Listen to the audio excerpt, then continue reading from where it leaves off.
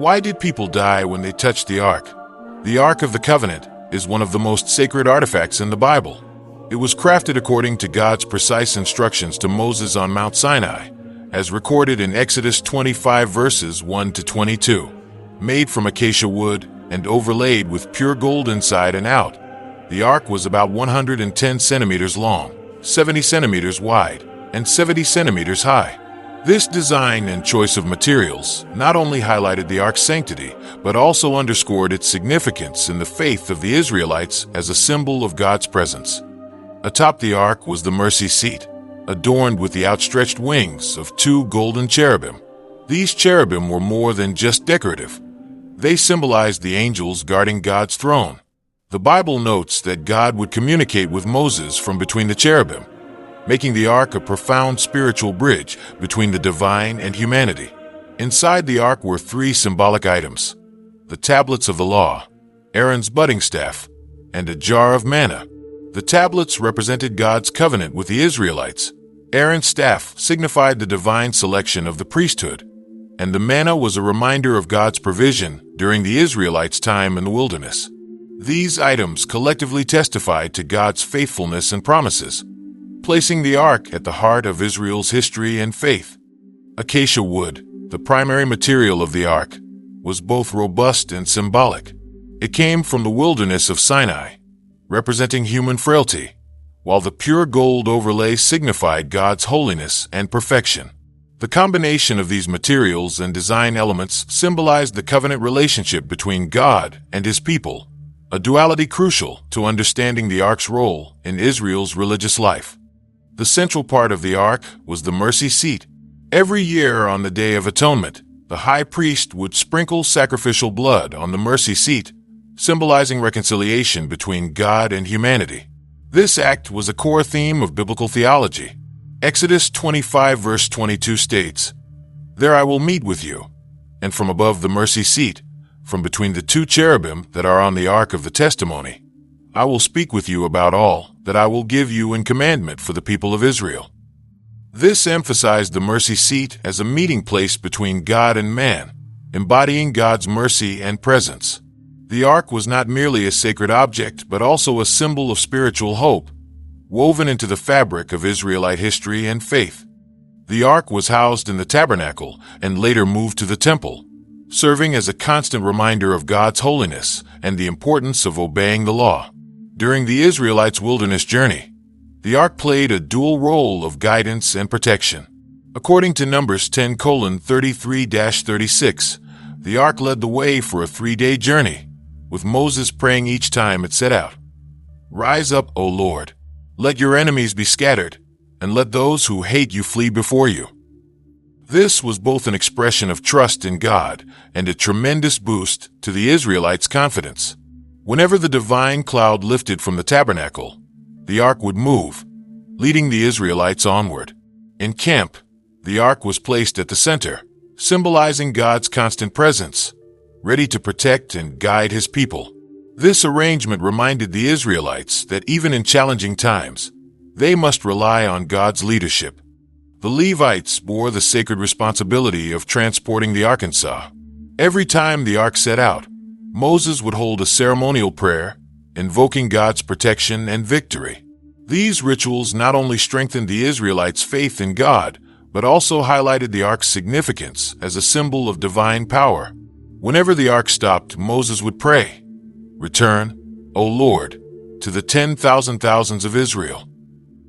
These events reflected the enduring and intimate relationship between God and His people. During the wilderness journey, the Ark also witnessed the rebellion of Korah, Dathan, and Abiram. Numbers 16-17 recounts that Korah, a leader from the tribe of Levi, allied with Dathan, Abiram, and 250 other Israelite leaders from the tribe of Reuben to openly challenge the authority of Moses and Aaron. They claimed that the entire congregation was holy and that the Lord was among them, questioning why Moses and Aaron exalted themselves above the assembly of the Lord. In response to these accusations, Moses prayed to God and proposed that the next day Korah and his followers bring incense before the Lord, allowing God to choose who was holy and close to Him. Moses declared, In the morning the Lord will show who is his and who is holy, and will bring him near to him. The following day, Korah and his followers arrived with their censers at the front of the tabernacle. God instructed Moses and Aaron to separate themselves from the congregation as he prepared to execute judgment. Moses interceded, asking God not to punish the entire community for the sins of a few. Moses then warned the people to distance themselves from the tents of Korah, Dathan, and Abiram, and proclaimed that if these rebels died a natural death, it meant the Lord had not sent him.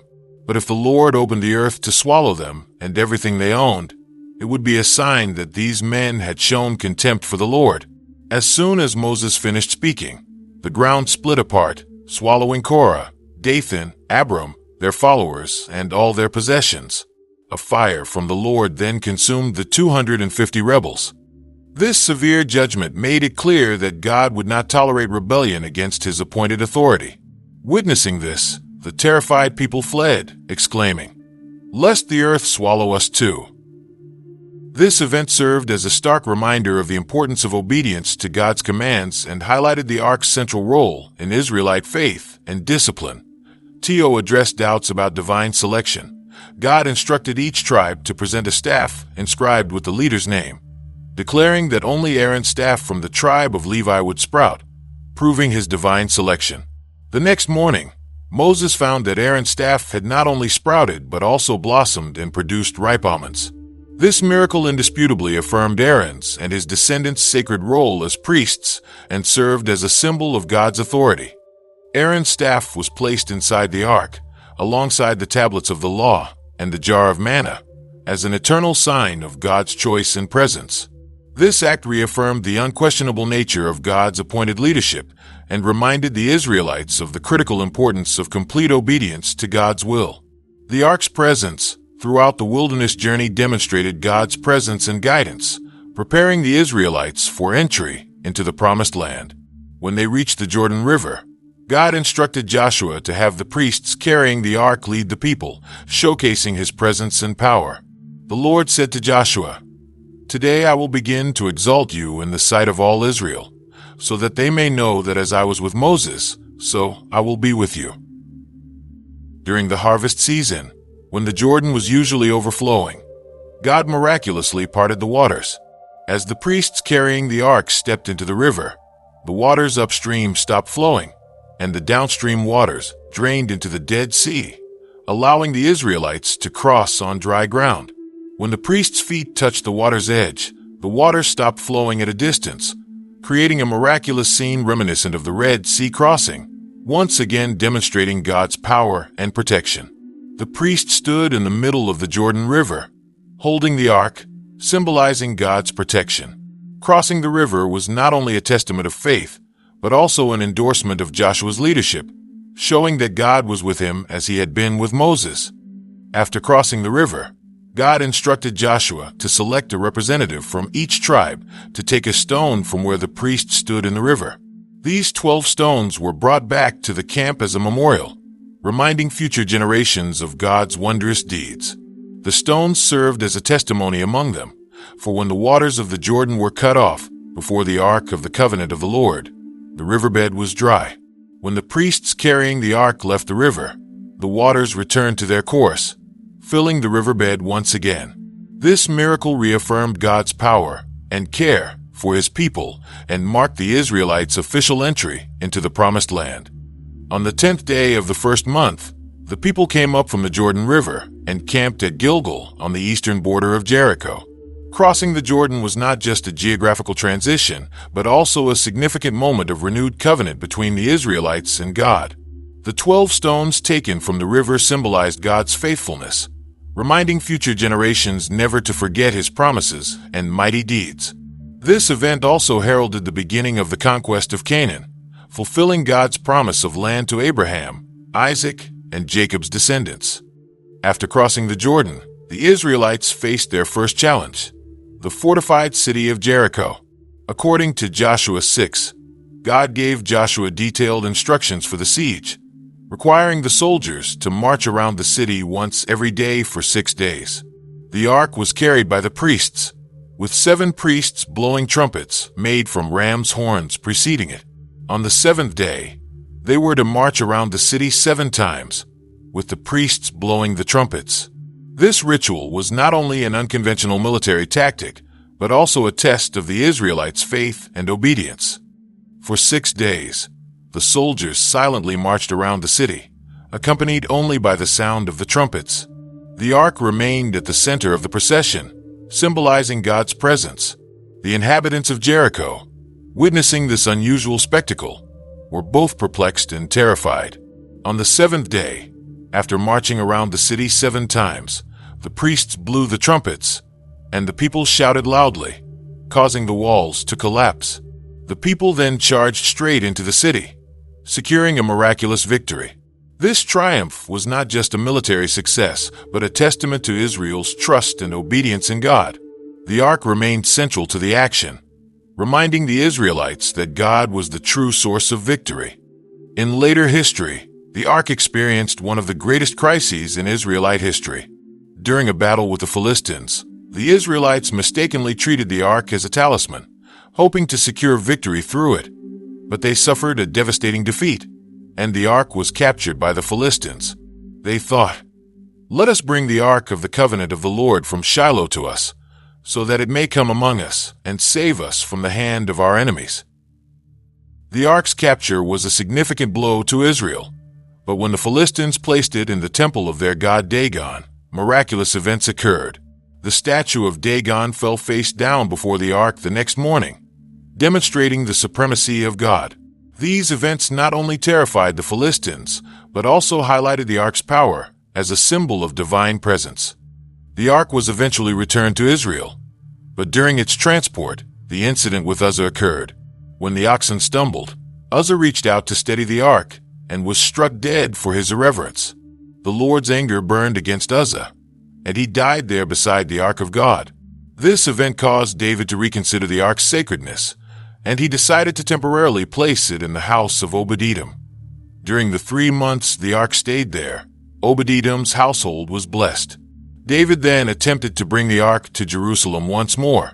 This time, David organized a grand ceremony, strictly following the law by having the Levites carry the ark with poles and accompanied by music, dancing, and sacrifices.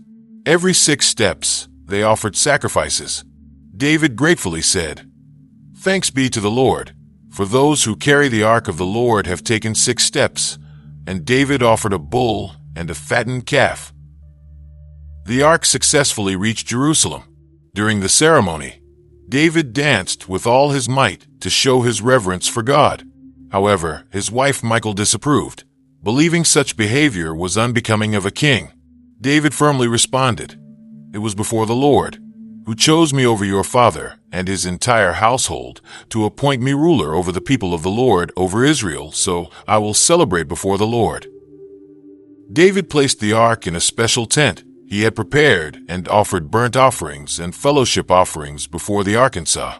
He blessed the people and generously distributed food, sharing the joy of the celebration with everyone, giving each Israelite a loaf of bread, a piece of meat, and a raisin cake.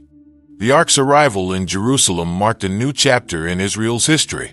Under David's leadership, the ark not only symbolized God's presence, but also became a focal point of national unity. This event laid the groundwork for the future construction of the temple, which was ultimately completed by David's son Solomon.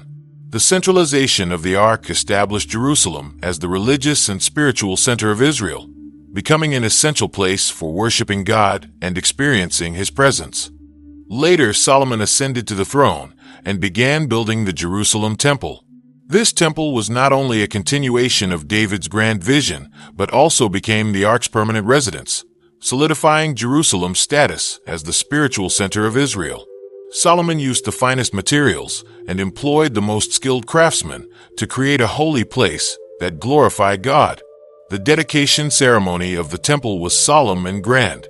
Solomon gathered all the people of Israel to witness the ark being placed in the most sacred part of the temple.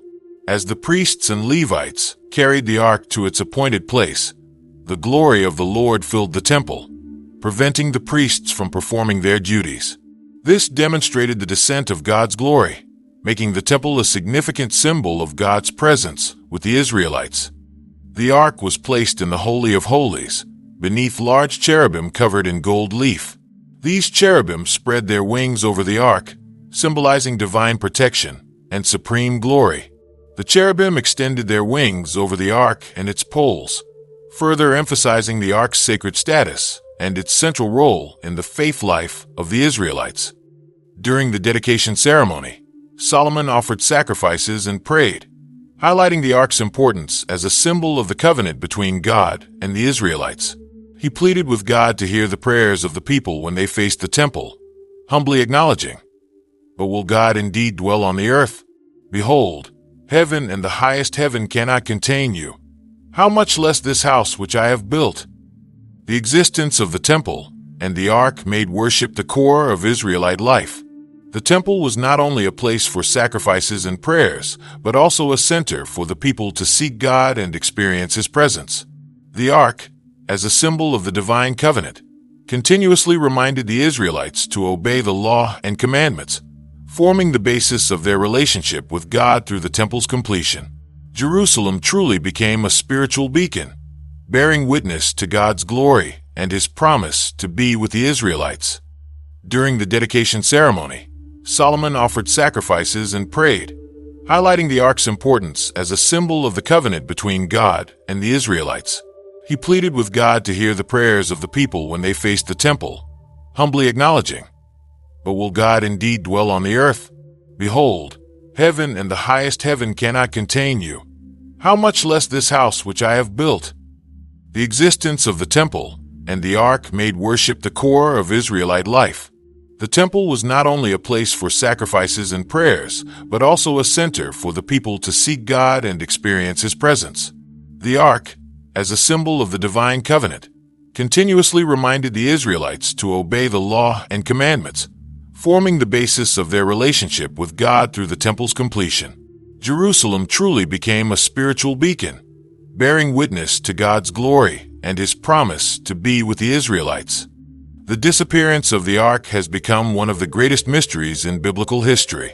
The last clear mention of the ark is in 2 Chronicles 35 verse 3, where King Josiah commands the Levites who are consecrated to the Lord to place the holy ark in the temple built by Solomon, the son of King David.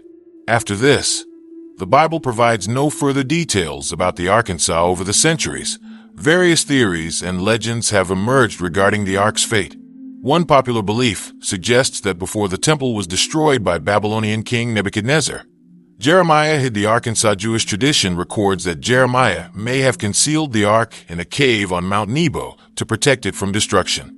Additionally, there are claims that the ark was taken to Ethiopia and is said to be housed in the Church of St. Mary of Zion in Aksum.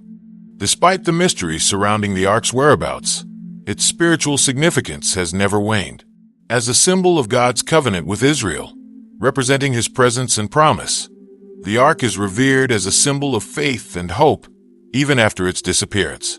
Jeremiah 3 verse 17 mentions, "At that time they shall call Jerusalem the throne of the Lord, and all nations shall gather to it, to the name of the Lord, to Jerusalem." This verse emphasizes that even without the physical ark as a focal point, the divine presence can still be manifested spiritually, and the disappearance of the ark symbolizes a significant shift in Israel's spiritual history. With the ark no longer serving as a material focal point for worship, the Israelites' faith gradually shifted toward deeper spiritual experiences. This change paved the way for the arrival of the New Testament. In the New Testament, God's presence is fully and intimately realized through Jesus Christ. The Word became flesh and made His dwelling among us. We have seen His glory, the glory of the one and only Son, who came from the Father, full of grace and truth.